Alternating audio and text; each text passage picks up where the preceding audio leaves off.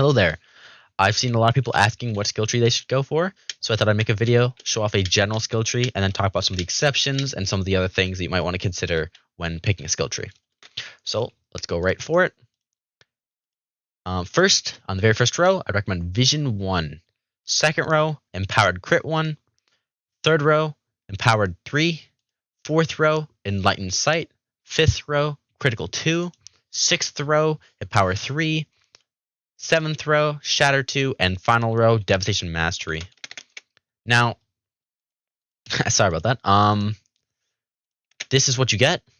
You get a total of 51% damage, 27.5% range, 15% minus SPA, 20% crit damage, 15% crit chance, and 50% E-pen.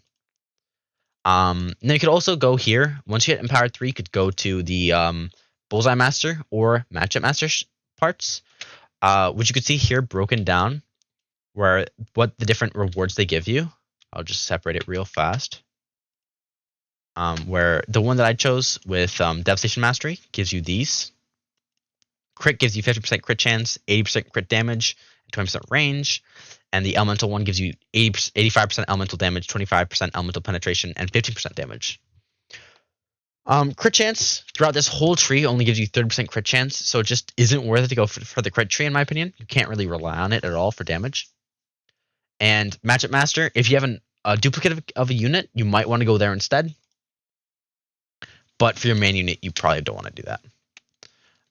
The crit tree is a lot more of an option and would be what I would recommend if you get all sitting on that unit, because 35% extra crit chance can really make the difference.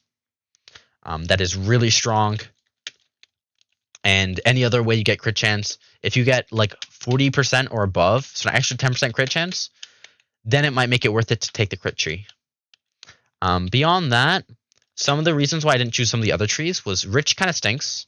However, if you are using your alt character that you use on certain maps, because different stages have different elements and your unit has one element, so on some stages it'll do more damage. If you're using your duplicate character that is going for Elementalist and your Elemental at the top, then you might want to go for Rich, just because why not take that extra elemental damage? It's not bad. And you don't lose out on anything anywhere else. Except for, I guess, the 20% crit damage, but it's not that big. A big pitfall I've seen people go for is Empower 1. Empower 1 looks good, but if you look here, what happens when you choose Empower 1 is you're kind of stuck to this, where you go Empower 1, Shatter, Speedy 2, Enlighten Power, and then Critical 1. Whereas with if you go for Vision or Speedy, you get Vision 1, Empowered Crit, Empowered 2, and then Enlightened Sight and Critical 2, which you can see I broke down here. You get, basically the differences is you get 3% more damage, because Empower 1 plus Enlightened Power is 14%, whereas Empowered 2 plus Enlightened Sight is only 11% damage. So you get 11% damage versus 14% damage. But because you have to go for Critical 1 then, you lose out on 10% crit chance.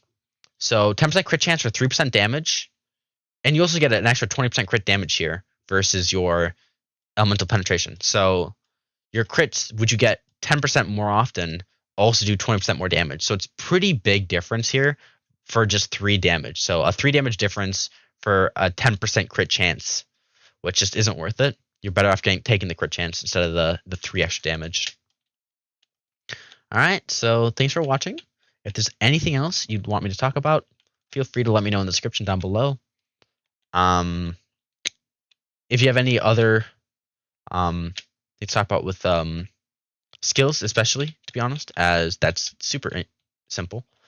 And yeah, cool. Thanks for watching. Goodbye.